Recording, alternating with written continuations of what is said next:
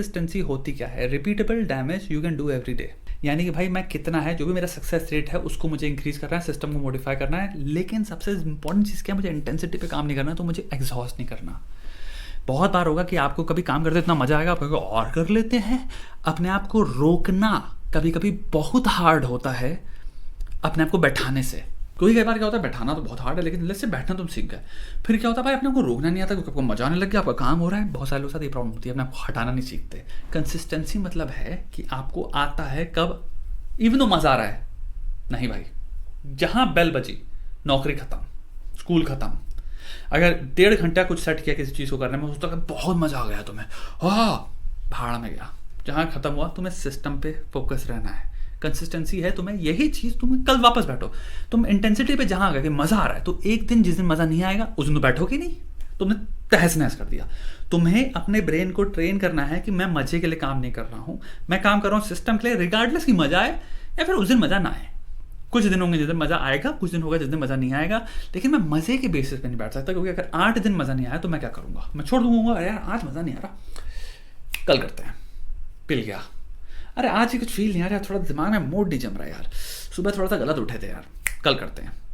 नहीं भाई, कंसिस्टेंसी होती है कि आप रिपीटेबल डैमेज, यानी कि आप ओवर एग्जॉस्ट नहीं करते, आप किसी चीज़ पर रिलाई नहीं कर रहे, आप उतना करो जो कि आपसे हो भी जाएगा। कितने लोग हैं जिनको रीडिंग हैबिट अपनी बिल्ड करनी है, राइट? हो सकता है गिटार बजाना सीखना हो, कोई लैंग्वेज सीखनी हो, कोई छोटी चीज़ जो कि तुम्हारे पास जैसे 1 साल है, लेकिन तुम सीखते कैसे हो, इंटेंसिटी के पॉइंट ऑफ व्यू से उसको। अब इसको प्रैक्टिकली हर एक चीज़ में देखो, डोमेन में लाइफ के।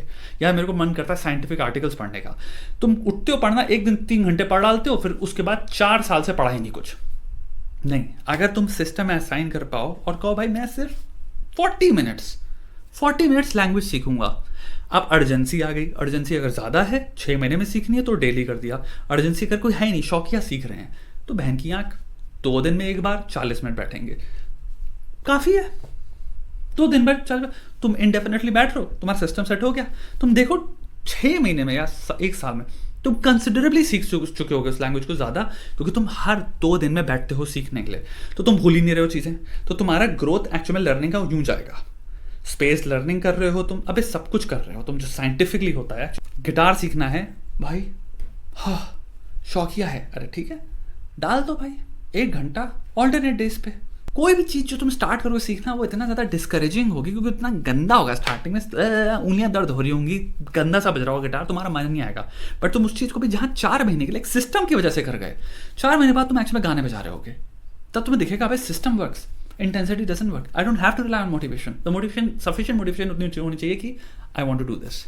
ओके, आओ सिस्टम में देखें, आई हैव स्पेस, डाल दिया। बहुत ज़्यादा भी हो सकता है, कुछ चीज़ हो सकती है जो तुम्हारे लिए इतनी ज़्यादा आउट देयर है कि तुम्हारे को कोई अर्जेंसी नहीं है, you can put them twice a week only, 2 बार 1 हफ्ते में बस।